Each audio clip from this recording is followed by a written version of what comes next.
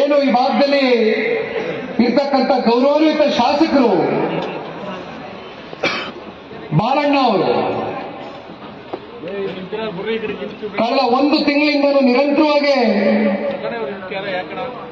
ವ್ಯಕ್ತಿಗತವಾಗಿ ವೈಯಕ್ತಿಕವಾಗಿ ಅತ್ಯಂತ ಲಘುವಾಗಿ ಇವತ್ತು ನಮ್ಮ ಕ್ಯಾಂಡಿಡೇಟ್ ಬಗ್ಗೆ ಚರ್ಚೆ ಮಾಡ್ತಾ ಇರ್ತಕ್ಕಂಥದ್ದು. ಬಾಲಣ್ಣವರೇ, ನಾನು ವಯಸ್ಸಲ್ಲಿ ನಿಮ್ಗಿಂತ ಕಿರಿಯನು, ನಿಮಗೆ ಮನಸ್ಪೂರ್ವಕವಾಗಿ ಬಾಲಣ್ಣ ಅಂತ ಕರೀತಾ ಇದ್ದೀನಿ. ಆದ್ರೆ ಒಂದು ಬಹುಶಃ ನಿಮ್ಮ ಒಂದು ನಾಲಿಗೆ ಇದೆಯಲ್ಲ, ಈ ನಾಲಿಗೆ ಈ ರೀತಿ ಹರಿಹರಿದೇ ಹೋಗಿದ್ರೆ ಬಹುಶಃ ರಾಜಕಾರಣದಲ್ಲಿ ನೀವು ಇನ್ನೂ ಉತ್ತುಂಗತ ಸ್ಥಾನಕ್ಕೆ ಹೋಗ್ತಾ ಇದ್ದೀರೇನೋ ಬಹುಶಃ. ಆದ್ರೆ ಹಲವಾರು ವರ್ಷಗಳಿಂದ ನಿಮ್ಮ ನಾಲಿಗೆ,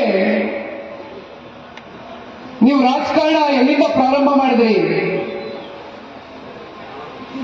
ಯಾರಿಂದ ನೀವು ರಾಜಕೀಯವಾಗಿ ಬೆಳೆದ್ರಿ,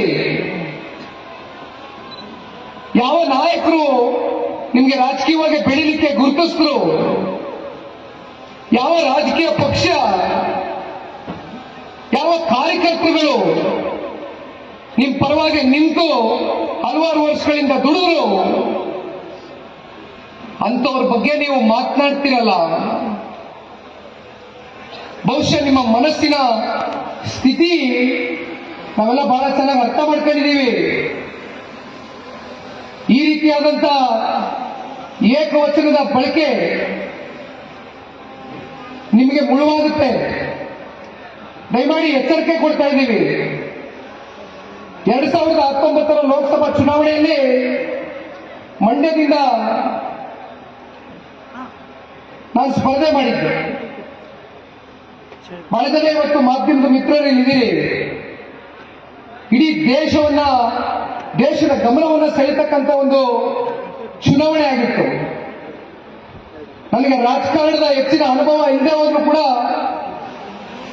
ಪಕ್ಷದ ಕಾರ್ಯಕರ್ತರು, ನಮ್ಮ ಪಕ್ಷದ ಶಾಸಕರು, ಅಂದಿನ ಶಾಸಕರು, ನೀನೊಬ್ಬ ಯುವಕ ಇದೆಯಾ, ಕ್ರಿಯಾಶೀಲ ಯುವಕ ಇದೆಯಾ,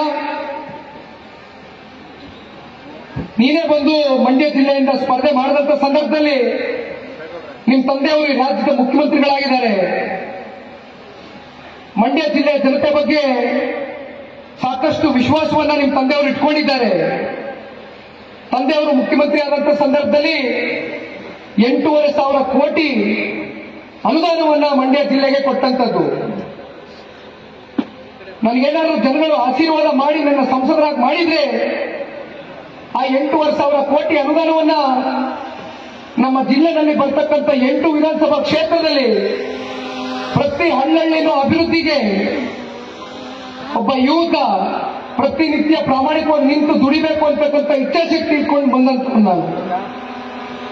ಯಾಕಿದನ್ನು ಹೇಳ್ತಾ ಇದ್ದೀನಿ ಅಂದ್ರೆ, ಅವತ್ತು ನಾನು ಯಾರ ಬಗ್ಗೆನೂ ಲಘುವಾಗಿ ಚರ್ಚೆ ಮಾಡಲಿಲ್ಲ,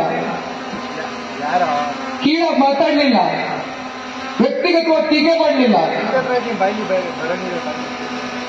ನನಗೆ ಹೆಚ್ಚು ರಾಜಕಾರಣದ ಅನುಭವ ಇರಲಿಲ್ಲ, ನನಗೆ ಭಾಷಣ ಮಾಡಕ್ ಬರ್ತಾ ಇರಲಿಲ್ಲ.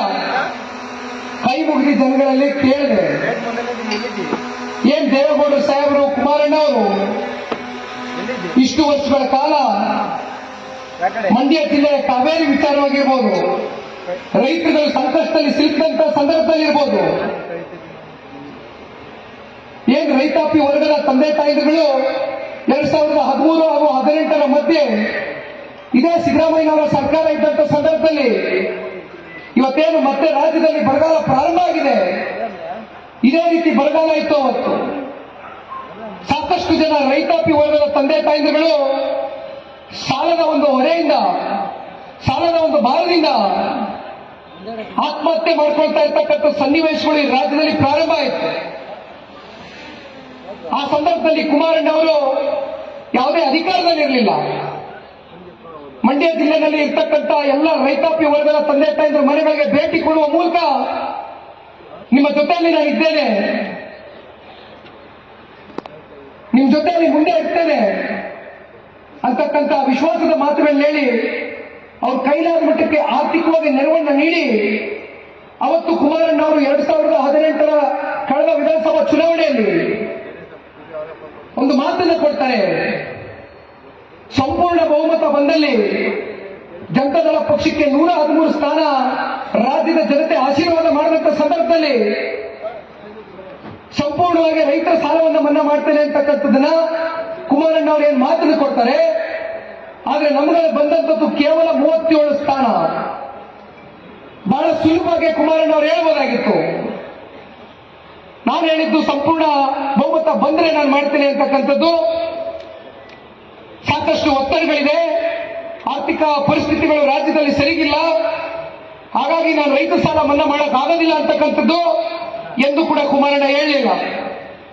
ನಿಮ್ ಕಣ್ಣು ಮುಂದೆ ಇರ್ತಕ್ಕಂಥ ಸಾಕ್ಷಿ ಗುಡ್ಡೆ ಕುಮಾರಣ್ಣ ಅವರು 25,000 ಕೋಟಿ ಈ ದೇಶದ ಇತಿಹಾಸದಲ್ಲಿ ಯಾವ್ದಾದ್ರು ರೈತರ ಮಗ ರೈತರ ಪರವಾಗಿ ಕೊಟ್ಟಂತ ಮಾತನ್ನ ನಮ್ಮ ಕರ್ನಾಟಕ ರಾಜ್ಯದಲ್ಲಿ ಉಳಿಸ್ಕೊಂಡಿರ್ತಕ್ಕಂಥ ಒಂದು ನಿದರ್ಶನ ಇದ್ರೆ ಅದು ರೈತರ ಮಗ ಆಗಿರ್ತಕ್ಕಂಥ ಹೆಮ್ಮೆಯ ಪುತ್ರ ನಮ್ಮ ಕುಮಾರಣ್ಣ ಅವರು ಅಂತಕ್ಕಂಥದ್ದು ಇವತ್ತು ನಾವು ಬಹಳ ಸಂತೋಷವಾಗಿ ಹೇಳಬೇಕಾಗ್ತದೆ.